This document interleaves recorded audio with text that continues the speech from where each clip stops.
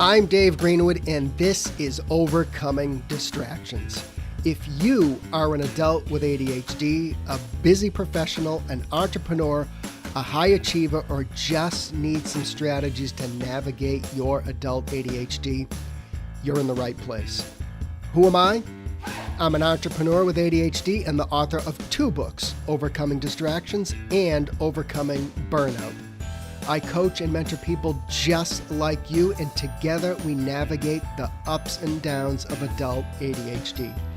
From getting out of our own way to helping people just like you thrive in the workplace. That's what I do. Want more info on working with me? Hit overcomingdistractions.com. Ready? Let's get to today's podcast.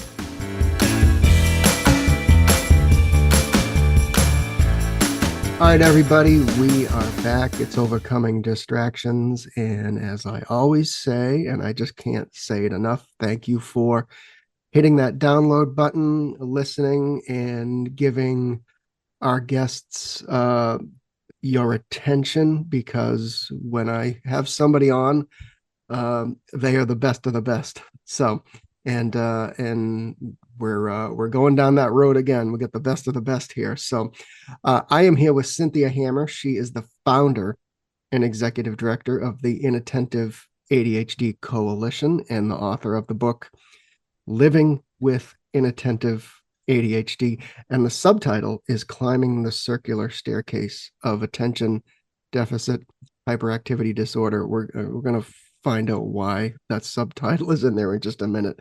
So welcome. I'm glad we were able to connect and do this. Oh, hi, David. Nice to meet you and bring up memories of living in Boston. Yes, we were just talking before we hit the record button. You grew up not far from where I live, so we've got some mutual interests in geography there. So do you ever get back to Boston? I think your accent is a little stronger than mine, though, because I've been gone from at least 50 years. You know, people do say that to me sometimes. They're like, "You're from Boston, right?" And I'm like, "Oh my goodness, is it that bad?" I don't think we ever hear our own accents.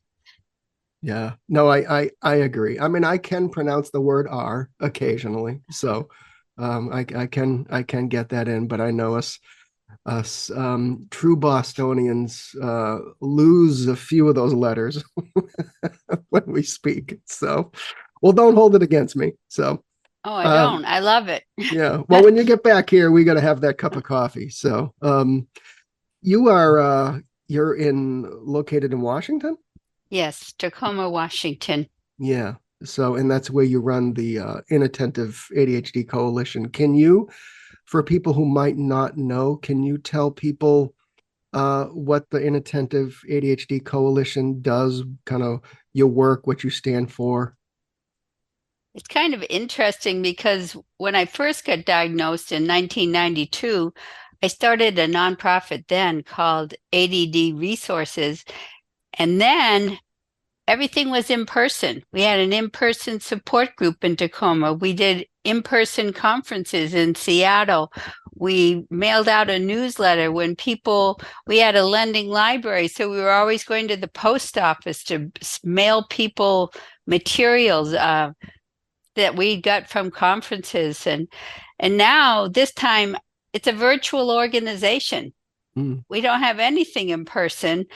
I meet people over Zoom. I post on Facebook.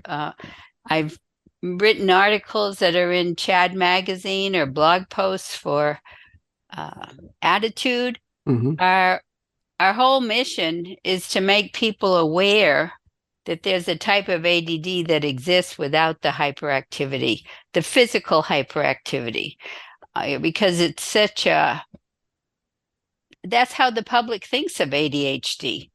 Is the little boys running around getting in trouble at school, and to move that needle to say there's a whole group of us that aren't moving around like that, and we've been overlooked. We've gone unnoticed. And I don't know if you keep up with what's happening with women, but that is the biggest group that's getting diagnosed now.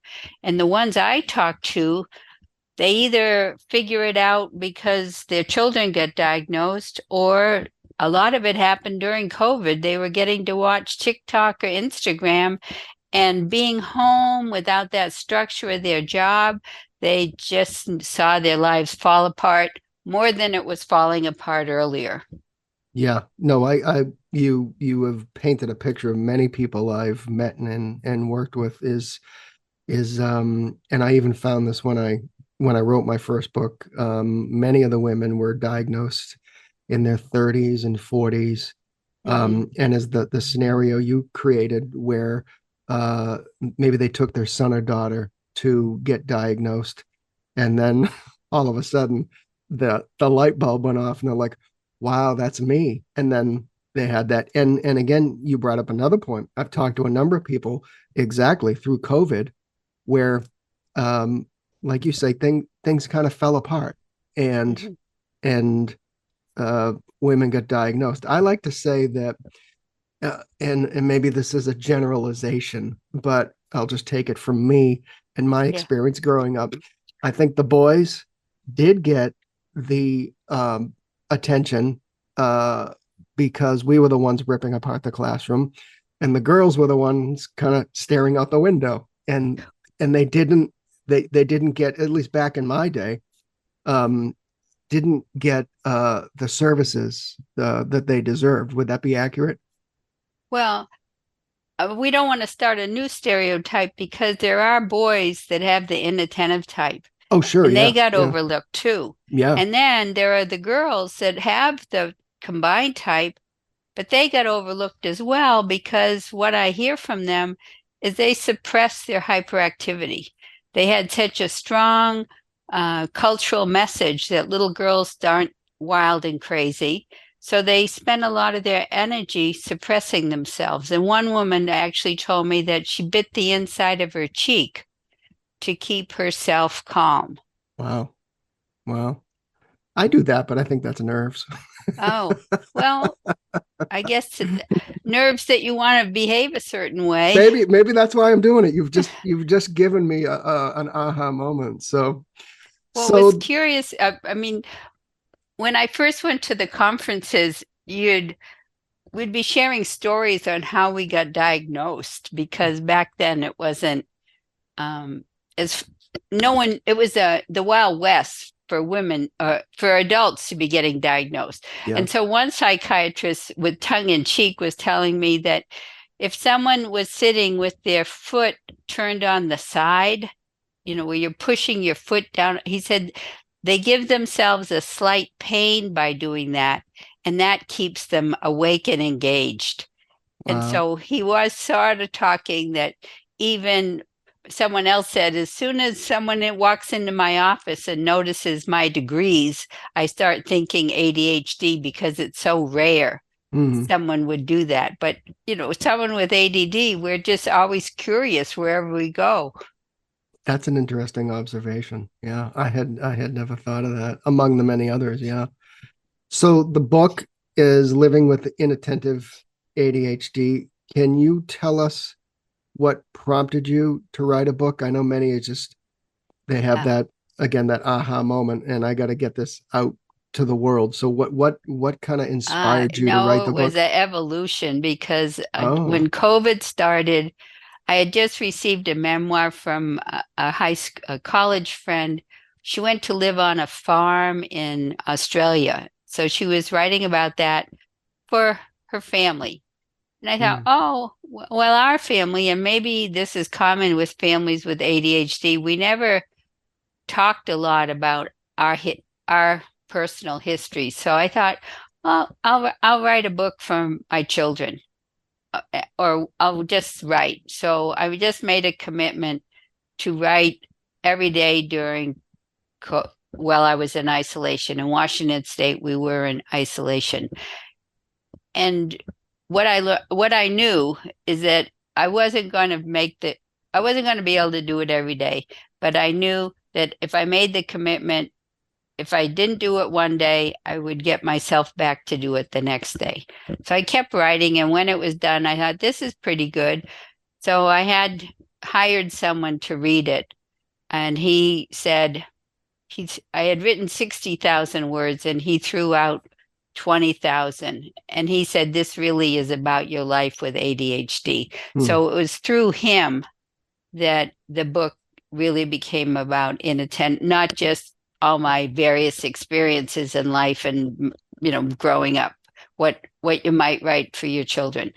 And so he had me write 20,000 new words. And then when I got a book publisher to a contract, there was a delay of 2 years between signing the contract and having the book come out. And I kept writing. I was writing for the blog post. I was writing articles for Medium or whatever. And some of those I thought were fit into the book. Hmm. So the book ended up getting back to, I think, about 60,000 words again. And then I had Dr. Ferrone read it, and he suggested at the end of each chapter, I add specialized information about ADHD to pull it all together. And that's what I did. At the end of each chapter, I found myths that kind of related to the chapter, and then I Yeah. would write information on why that myth wasn't true. Wow. Okay. So why the subtitle, Climbing the Circular Staircase? Was that, Well, is that, what do you think it means? oh boy, it could mean a lot of things, but Oh, I think going around in circles, chasing our tail, oh my goodness. and maybe Oh, not getting out of our own way and just going in a circle. to me, it's a positive image because, and it's how I advise people to improve from their ADD is one step at a time. Hmm. And each step is taking you up. Yeah. No, I love it. I love it because I think a lot of us, and we can get into kind of some of your philosophy of thriving with ADHD in a moment, but I think you're right. I think a lot of people I have spoken to over the years where, if I could only do this, if I could only do that, and they get stuck in that type of talking, versus trying to be more solution focused or Ah, find something positive. So I do like that analogy. So, and it's funny when you asked me that, I kind of went there, didn't I? went negative, I thought. I went negative. Shame Yeah. on me. Uh, um, so What it was, I'm trying to think of what someone said the other day to me that I can't, just was in there and now it's gone. All right, well, that's what we do here. So think about that and we're going to come back to it. What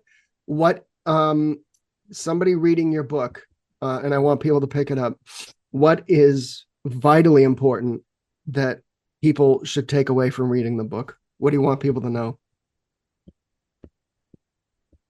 Well, it's a memoir, but people also say it's a self-help book because when I got diagnosed, we didn't have coaches. Although I had trained as a social worker, um, I guess I learned through reading books mostly, but not books about ADHD, how Mhm. I could improve myself. And so I talk about the books that help me and how they help me. And also, I guess the point I want to make is I think the two key things to help yourself are to become aware of your negative self-talk and to stop it. And even then, start working on putting in some positive self-talk. And the other thing is to just try to improve one thing at a time.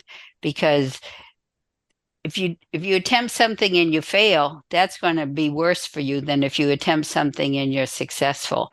And that's where you build on it. You build on your success one small thing at a time.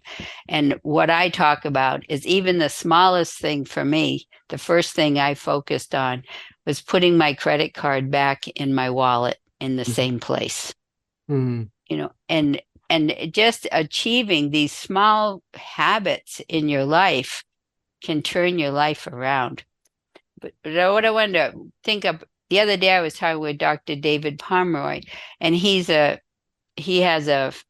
he's a family physician that has a clinic for ADHD in Seattle.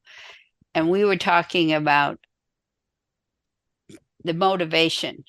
And we don't know where the motivation comes from. Some people have it, some people don't. He said he's had a woman that comes in to see him for 4 years now, and she's always talking the way you just mentioned. No, I can't do this, I can't do that.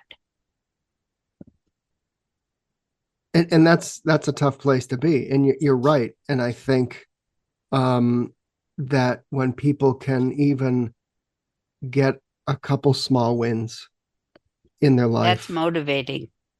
that is motivating, and they should celebrate that.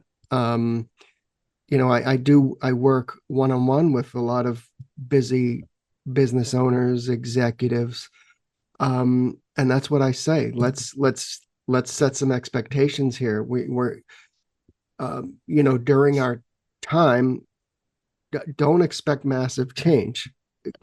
Celebrate the small little wins, like you say, putting the credit card back in the wallet, or maybe a business owner wants to do more marketing, and maybe they wrote for 15 minutes that morning, when they couldn't figure out how to get it done.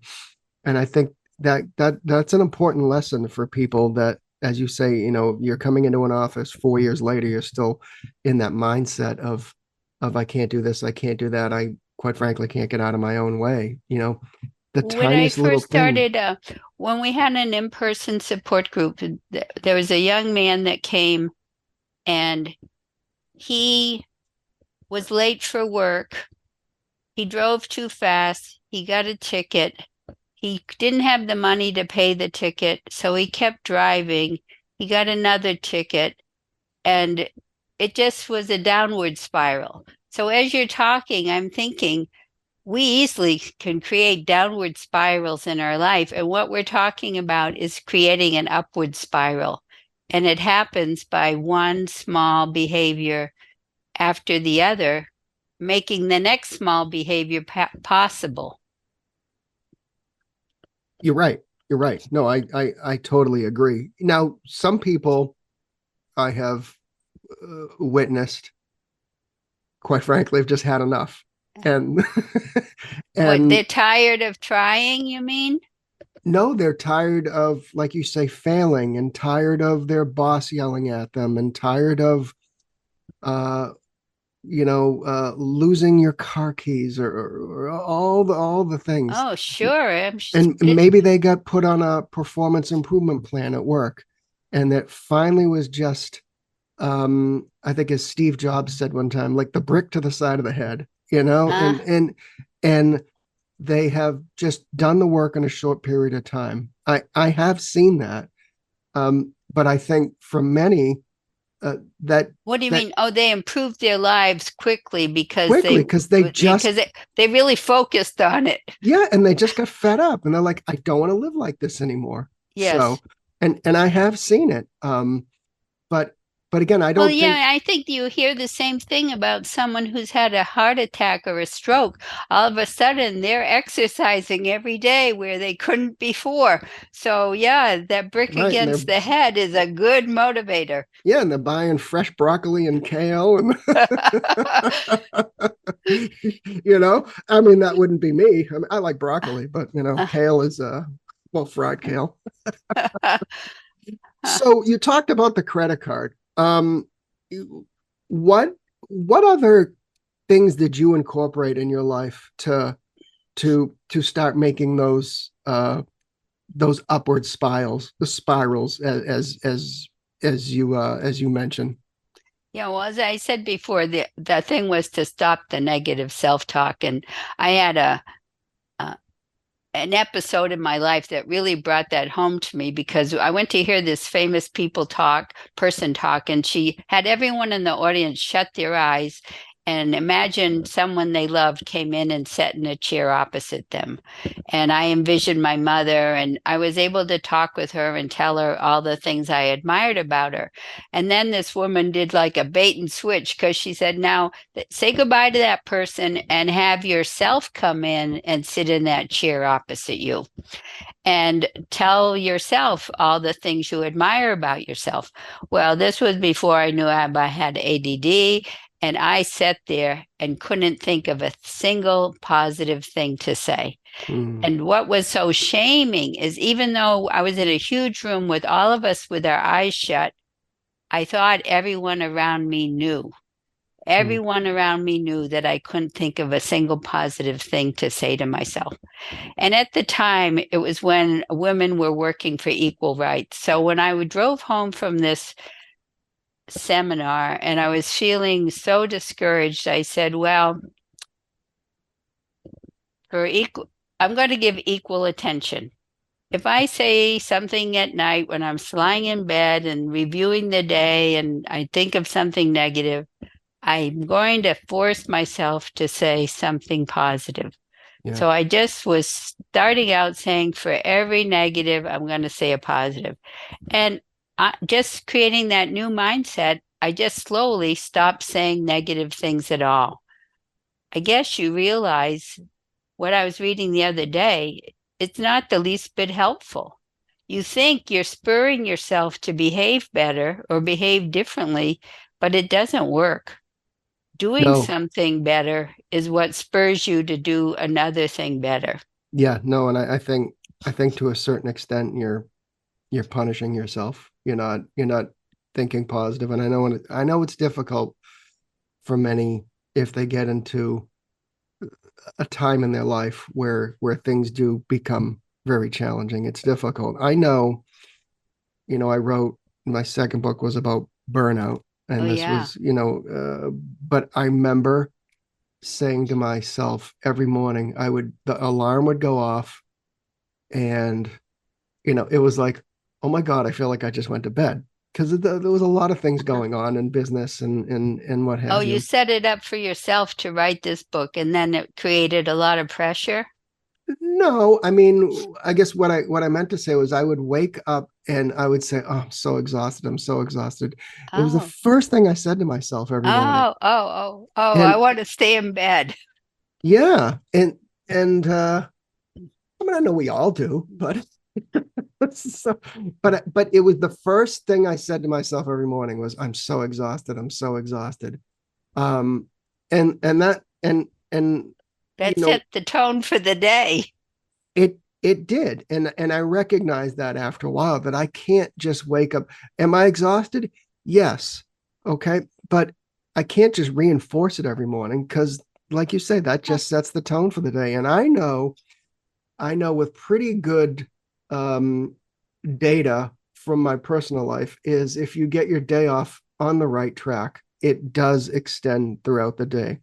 Mm. And that's why some of the basics of managing ADHD is get everything ready the night before, and bulletproofing your morning, because if morning's chaos, whether Mm. it's you didn't have the coffee, your laptop wasn't charged, you didn't make the kids lunches, and then you're telling yourself you're tired, then guess what's going to happen the rest of the day? So Yeah.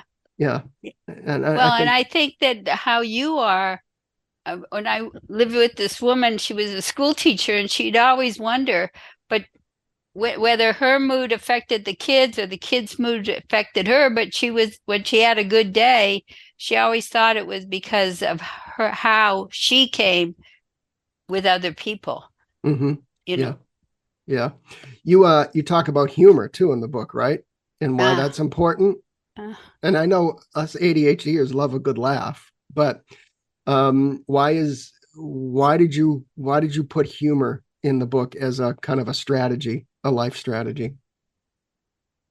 well, I think that if you've ever gone to an ADHD conference, and at least when we first started, we would be like fishermen trying to tell our best stories of our most ADHD moments. We could laugh at ourselves where those stories we'd be ashamed to tell elsewhere.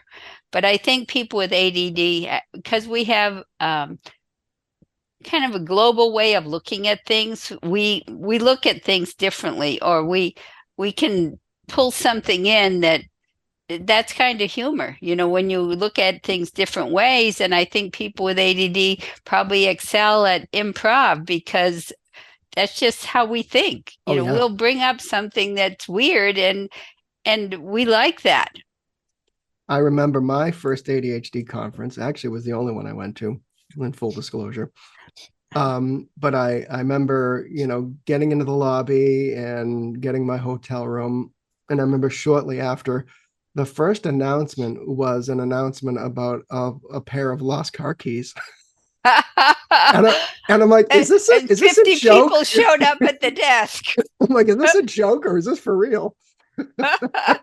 But I think a Oh, lot of people laughed. So yeah, right. But I'm like, I wonder oh how God, many showed up to the desk because yeah, often you think you've lost something, but you really have it on your possessions. You just look too quickly or, yeah. I'm like, how fitting. So yeah.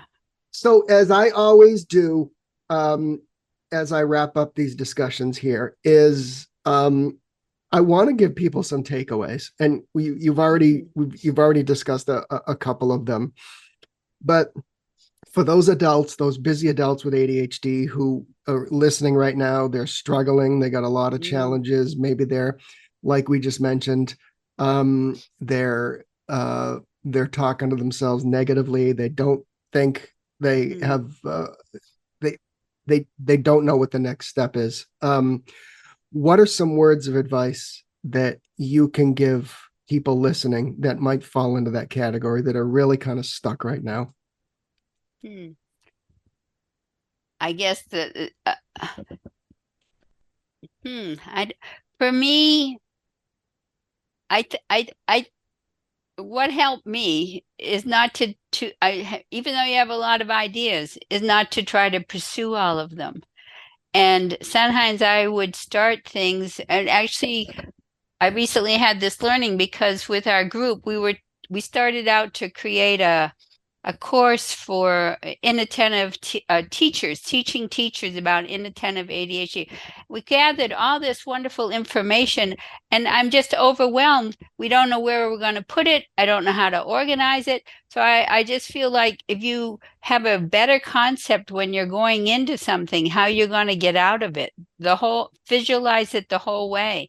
And years ago, someone told me before you start something, figure out the people that will need to be involved, the supplies that you'll need to have, the cost, the length of time it's going to take. So I think to reduce some of your what you're trying to pursue to make sure that they're really within your ability to achieve and that they're practical, that is helpful. And for me, the other thing puts me under stress is because I did this work on the class and now I can't bring it to fruition. I just have to let it go. But for me to get things done, I found that I like to do it and then tell people about it and not tell people I'm going to do it and then not have it happen. It's more important, I think, to show that you can achieve what you say Mm-hmm. instead of setting yourself up to say I'm going to do a lot of things and not to get them done. I, I think you're right. And I'm in the camp of I'm going to do something, and when it's ready, then I'll tell people versus Yes. there's a lot of, social media posts, what have you. It says, publicly state your goals. I think that's a Oh, recipe for disaster for people with ADHD. right. Because I think when we have an idea, we're so excited about it. We want to tell people. We're already visualizing how we've achieved it and what a difference it's made to our lives or other people's lives. But to hold that back and say, wait a minute, I'm going to have a better reputation if what I achieve what I say I'm going to achieve. Yeah, And to do it, to achieve it and then announce it is the way to go. yeah. I 1000% agree with you. All right, so the book is Living with Inattentive ADHD, Climbing the Circular Staircase of Attention Deficit Hyperactivity Disorder. We will put the link to the book there. Hmm. Do you have something you're most proud of with the book?